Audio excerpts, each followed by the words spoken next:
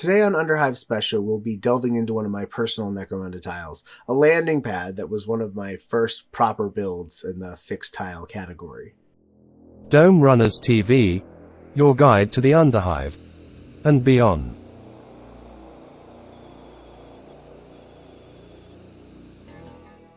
Hey there, Scabby Scummers and Gangers, Crimson Oracle here with another episode of Dome Runners TV. I am going to be showing off a little bit of some of my terrain over the next few weeks, months, however long it takes to get through all of it in the continuing series Underhive Special.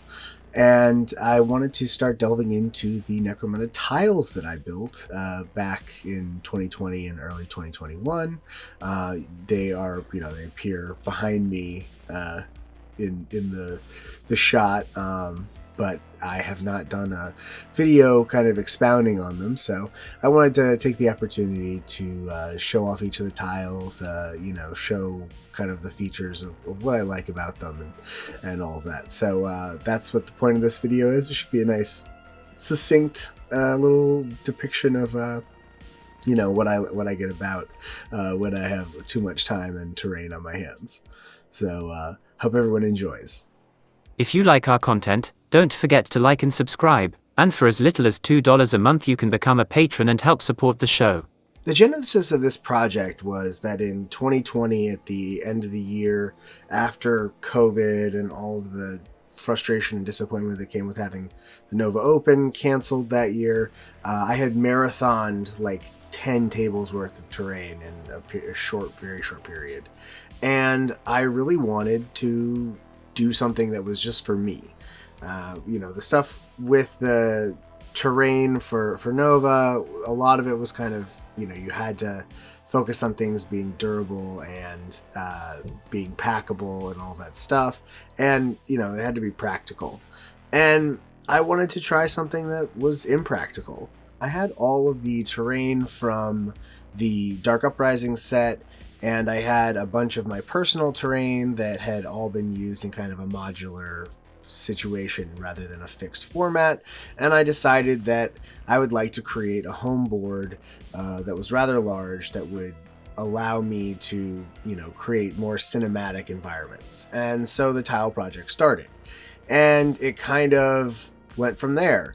I decided on a height for most of the tiles of around 4 sections of Zone Mortalis high. The landing pad was the first tile I completed. I had wanted to do one ever since I picked up an Arvus Lighter from Forge World. I'd been using this Mantic landing pad for a long time. It was a fairly disappointing kit in that it didn't come with enough clips to actually properly build the terrain that I was building, and the legs on it were kind of awkward in height. And so I had the idea at some point to actually incorporate the landing pad into the Zone Mortalis structure, because at first I was trying to put the legs of the landing pad onto the tiles, and it was just not really a very engaging dynamic play environment. And so I decided to construct it with the columns underneath and remove the legs entirely. This created an interesting situation because suddenly there was an interior cavity. By using half sections of the Zone Mortalis walls, I was able to create an enclosed space inside. Initially, I had thought to leave it open, but I realized that it would be, more interesting to have sort of a secret hiding place inside of the terrain tile. I also, since I had not done a personal space for my kind of in-universe character, I decided to make it the podcasting studio for this channel. So, you see there's inside kind of a virtual version of my workspace, down to the desk, and you've got the data banks, and there's even actually a video game system, and of course a bed in there. So presumably that is where Crimson Oracle spends her time, and I really enjoyed this build so much that it kind of kickstarted my creativity to use the Zone Mortalis pieces a little bit differently. And thanks to some wonderful people doing STL files, I was able to kind of do this project to the scale and scope that I really wanted to. So the ground tiles, for example, are 3D printed from the Dragon's Rest. Some of the wall tiles are 3D printed. The shipping containers 3D printed. And I think some of the stairs are 3D printed.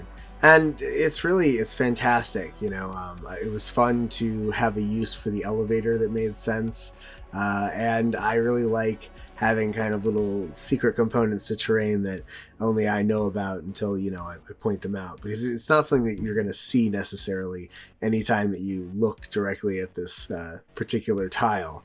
So I'm really pleased with how it turned out, and it kick-started, a big process of me doing additional tiles. So I wanted to show this one off first because in many ways it is the most basic. And as you can see, I did use LED lights on a very light string in order to provide lighting effects on the landing pad and on the tile itself. So I need to go back and take the ones that are on top of the landing pad and color them properly for a landing pad. But overall, this is something that I'm really proud of, and I wanted to take the chance to kind of show it off in greater detail, especially since the last main record of it was on Twitter, and I deleted my Twitter account. So it's nice to get a chance to kind of delve into this stuff once again. And with that, let's go to the turntable.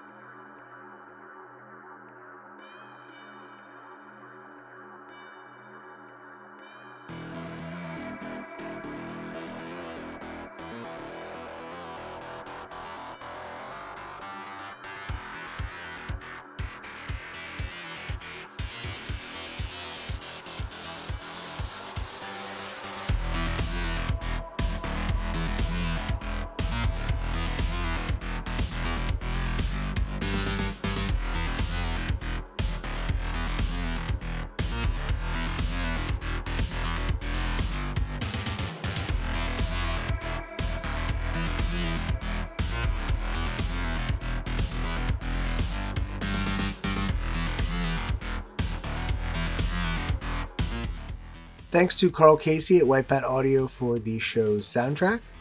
And of course, thanks to my patrons. You all make this show possible. I couldn't do it without you. And if you are interested in helping support the show, you can become a patron for as little as $2 a month and help keep more of this content coming on a regular basis.